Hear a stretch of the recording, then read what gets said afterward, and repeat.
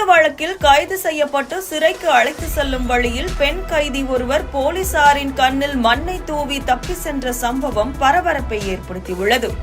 பெண் கைதி தப்பியது எப்படி, அங்கு நடந்தது என்ன பார்க்கலாம். ராணிப்பேட்டை மாவட்டம் அரக்கோணம் அருகே உள்ள பொய்ப்பாக்கம் கிராமத்தைச் சேர்ந்தவர் ஜனனி. இவர் காட்டுப்பிள்ளையார் கோவில் உண்டியலை உடைத்து அதிலிருந்த வெள்ளி மற்றும் தங்க நகைகளை திருடி சென்றதாக கூறப்படுகிறது.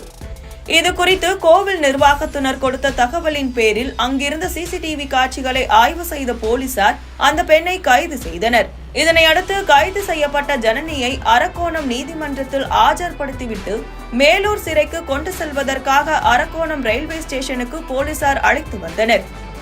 அப்போது பெண் கைதியுடன் காவலர்களான தேன்மொழி மற்றும் பிரேமா ஆகிய இருவரும் இருந்துள்ளனர். இருவரது கண்ணிலும் மண்ணை தூவிவிட்டு அங்கிருந்து தப்பி சென்றுள்ளார் கைதி ஜனனி.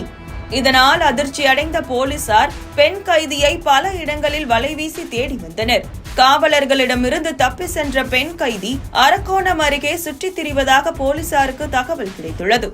தகவலின் பேரில் விரைந்து சென்ற போலீசார் பெண் கைதியை சுற்றி வளைத்து கைது செய்தனர்.